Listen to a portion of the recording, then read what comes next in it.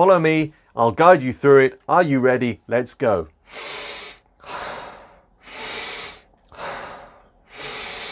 So what you just saw there was me hyperventilating, which is all part of my daily breathwork practice.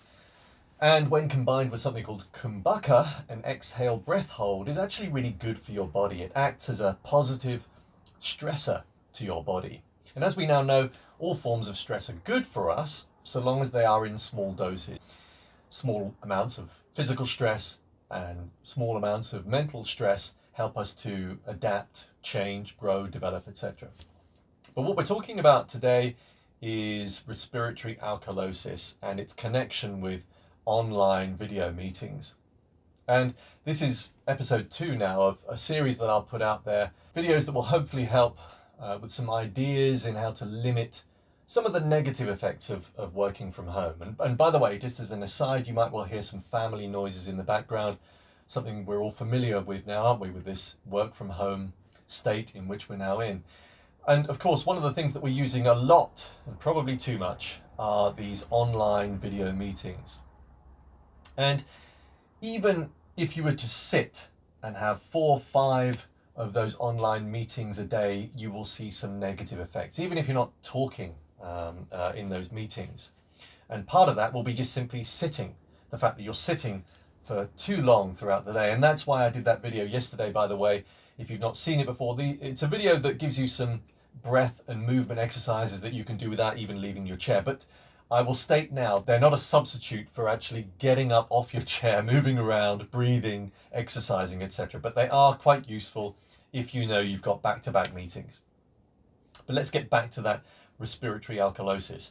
You know, at the beginning there with the hyperventilating, if I were to do that too much, that would lead to respiratory alkalosis. And this is where you're removing too much carbon dioxide from the system. So your body is constantly seeking a state of balance in its pH between the oxygen level and the carbon dioxide level in the body. You need this perfect balance. And when you have that, your body's in harmony, you feel good. But when you, let's say for example, hyperventilate, when you talk too much, then you could lose too much carbon dioxide. So the carbon dioxide is removed when you exhale, or of course when you talk. And so let's say you had a number of Zoom meetings back to back in which you were leading those meetings, so you were doing most of the talking. It's quite likely by the end of the day you're going to feel lightheaded, you're going to feel a little bit dizzy, you may feel anxious, and it could, in an extreme form, lead to panic attacks, especially if you're doing this every day. So I think this is actually a really important video. If you know in your job you're leading a number of video meetings throughout the day, then I would urge you to try and reconfigure your day. Perhaps find a colleague or somebody that can help lead those meetings with you, because you will get to a stage where the anxiety, the stress will lead to significantly poor health. And that's, by the way, on top of the fact that you're sitting down too much, that you're probably eating at your desk and possibly the wrong foods, maybe too much caffeine, etc. But all of that aside, let's get back to the respiratory alkalosis and what you can do about it and help to limit the negative effects. So what can you do about it? Well, pretty simple. First, I would say that the best thing you can do is to go outside. We've got perfect weather, so no excuse, well, certainly in the UK.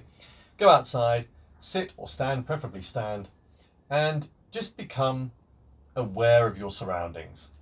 Now, doubtless, with all that technological input, your mind is probably racing. But that's okay. Just don't try and fight what's going on in here.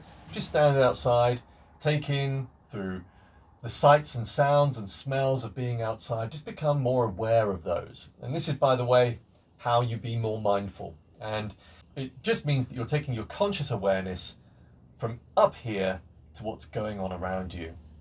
And at the same time, if you can, just become more consciously aware of your breathing.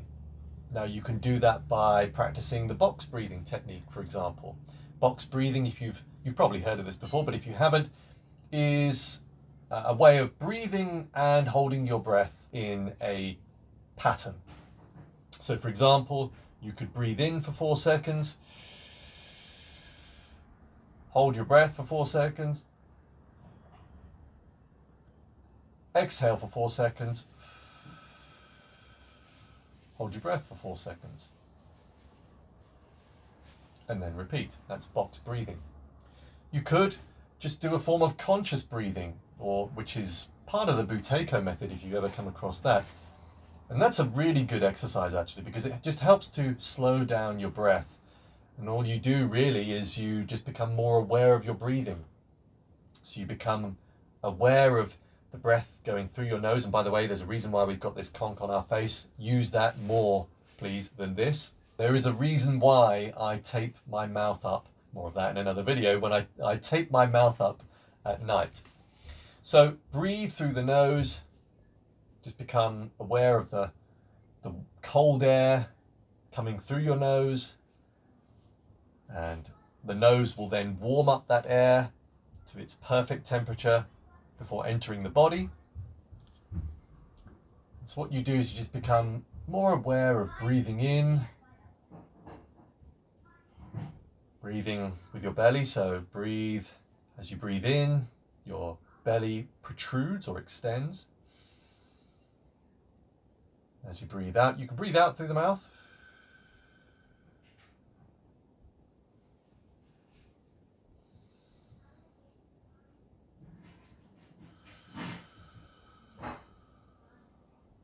What you're doing is you're just calming down your breathing, which is why it's such a simple exercise. You don't really have to watch anybody doing it to learn how to do it.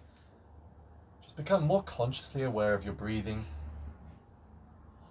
And at the same time as you become more consciously aware of your breathing, focus on slowing it down. And that's it. Pretty simple, isn't it? And there's lots of other breathing techniques out there, but I think let's keep this simple. What this is all really about is just countering the negative effects of you having spoken too much, and therefore removing too much carbon dioxide, just by being more aware of your breath and breathing, either through the box breathing technique or by Buteyko, or just conscious breathing, slowing down that breath. You'll restore the balance of the pH in your body. You help to limit the negative effects of online meetings and talking too much. And I only laughed there because earlier on I was just talking about my wife's mother, who does have a tendency of talking too much, which in itself is actually a rather wonderful thing. But when you're doing it throughout the day, online meetings, and you're leading those meetings, you will get to a point where you've spoken too much. You will reach respiratory alkalosis. So I hope this video will help you to limit the negative effects of those online meetings. I'll be putting out a series of videos, by the way. I'm going to drop a link below of Chair Guru. Now this is a Chrome extension that you can add. It's free, and it will prompt you every hour to do this kind of stuff that will help limit the negative effects of both sitting down, of using technology, of having too many online meetings. Well, I think that's it. Evolution of Dave signing off. Thank you for watching. Bye for now.